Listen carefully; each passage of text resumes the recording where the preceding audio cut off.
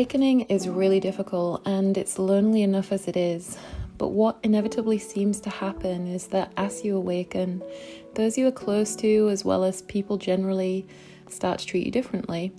It comes in many forms. They might tune you out, get angry, ask you to leave, call you names such as tinfoil hat, distance from you, or even look down on you and try to portray themselves as superior.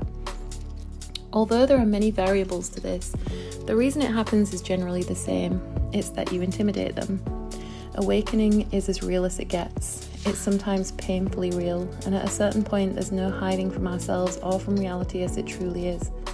The reason that you want to share with others is because you care for them and for justice.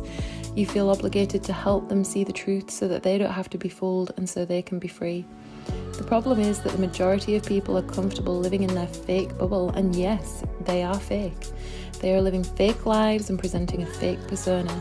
Your realness threatens the very fabric of their fragile reality. We live in a time where the number of likes we get on a post means more than genuine connection, where the car we drive or the type of house we live in is supposed to tell everyone everything they need to know, and is the measure of our success. We are praised for holding down a mind-numbing job that steals our time and our soul, but pays well, and berated for ever daring to try and look behind the curtain. People are generally completely lacking self-awareness, living through ego and deep fear, jumping through hoops to impress people who are just as lost as they are. Many of these people are terribly unfulfilled but may not know why. They remain on a superficial level. They may be capable of depth, but they choose not to go there. While they paddle in the shallow end, you are swimming in deep waters. And this frightens them, because you pull at threads that are a threat to everything they have been taught to believe is important or real. The problem is that none of that is real. It's them living under an illusion, not you. It's maddening when somebody dismisses or even ridicules you for trying to bring them truth and knowledge. Ridicule especially is a huge clue that someone is in fear. As we know well, when those threads are pulled, it sends us spiraling into deep existential crisis. We all want something solid and secure to hold on to. The irony in this is that once the crisis is past, we get to discover the truth about this world and this life, not the cookie-cutter, conditioned, mind-controlled version, but the sincere truth about our spiritual abilities. Our real essence and our magnificent power is so wonderful beyond anything we got to experience in the limited box that we grew up in, or even spent most of our adulthood in. However, there's so much pain in passing over. So I made an unlikely friendship about 15 years ago. It was with a woman in the US, and she was madly in love with a guy who had been raised in a cult. Imagine a way more extreme version of everything you have come to realise about society. This poor guy had suffered sexual and physical abuse, psychological torment, and more. It may surprise you too that this was not some obscure and unheard of organisation. It was one that everyone has heard of. Over time we talked, and she shared so much with me. We talked on the phone most days for a while. I guess being so far apart, there was a feeling of anonymity that enabled us to share things that we couldn't say to anyone else around us. She discovered that the elders in this cult were actually summoning entities at the highest levels, believing it gave them power and control. A concept that at the time seemed somewhat outrageous to me. Hey, things change.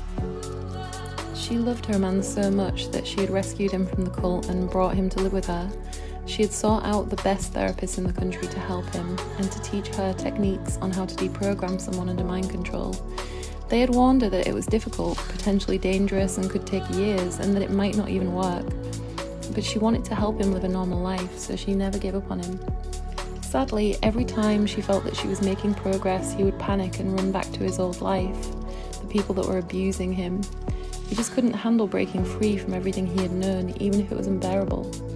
This went on for a long time, with him constantly returning to her, but inevitably he would always run back to the cult and endure more abuse and punishment for daring to betray them.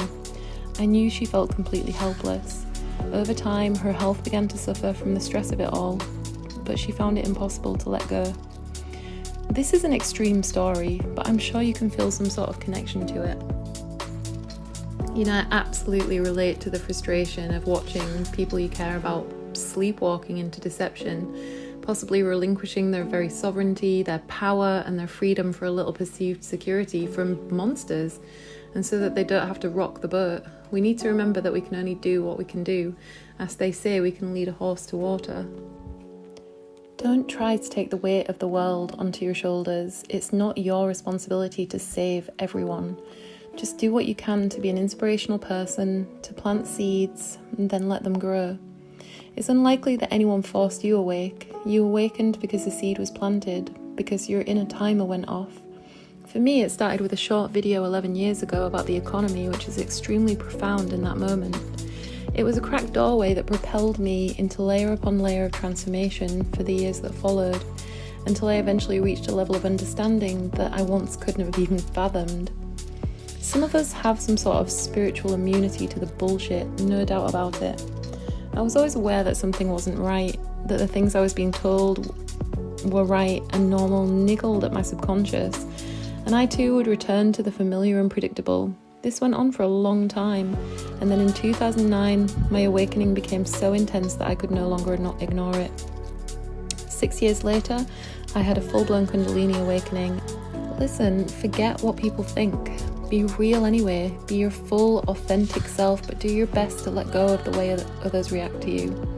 Try to remember that we all learn at different paces, and we are not all here on earth to learn the same lessons.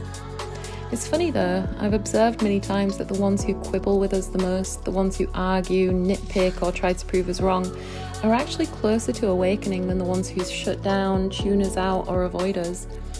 I worry most for those people, and struggle to have hope for them at times. The fear runs so deep. However, humanity is unpredictable, and at any time they can stampede or collectively change direction like a flock of birds or a school of fish. Believe that those at the top know this, and they're panicked. Perhaps some will only change their ways when the rest of the herd stampede at tipping point.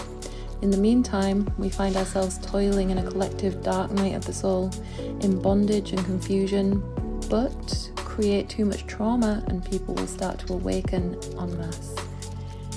Be grateful that Source Energy or the Most High chose to give you insight for whatever reason, because that's a serious advantage to have in times like this. While others are walking around so deluded and lying to themselves every day just to make it through, they are terrified. Being around somebody who embodies truth, knowledge, and spiritual insight is a stark reminder of this, and it triggers their cognitive dissonance to such a level that they can't even handle being around you. Screw them. Wish them the best, but if someone's toxic towards you, berates you, or makes you feel inferior because of your knowledge, then good riddance. Especially if they're malicious and highly superficial, because you don't need those people on your journey. They're not meant to be on this path with you, and you deserve peace. For others, it's more innocent. They don't even realise they're in ignorance, or that it's possible to raise their consciousness to such a level that their old ideals will seem tiny and so limiting. They may accept you, but they can't accept your vision and realness. In the end, it's usually better to just pay lip service to that relationship, especially if it's a family tie or a generational issue, because it's better to hold space for them and make space for those who are courageous enough to step on the path of light and authenticity with you. We have to realise that ignorance is not just limited to the so-called sheeples, it also runs rampant among the 1%. And despite their desperation and the monumental efforts they put in to keep us in need of their rule, we are due a huge change now on Earth. After hundreds of years of suppression, it's a boiling pot. I believe that it will become a revolution, one of love, freedom and unity.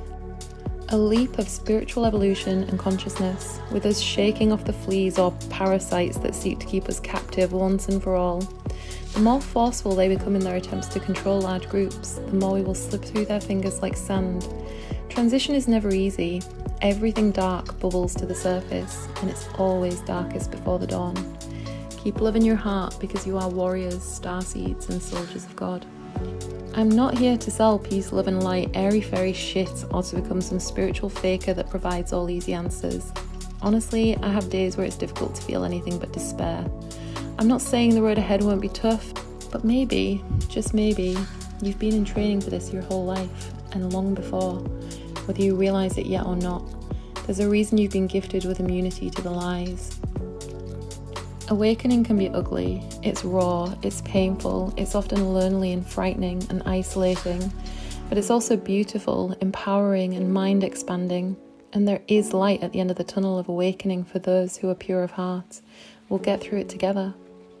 I'm painfully aware of what's going on right now, but the best way to handle it is to take things one day at a time, deal with one situation at a time, to take breaks, to nurture yourself often and avoid overwhelm and burnout.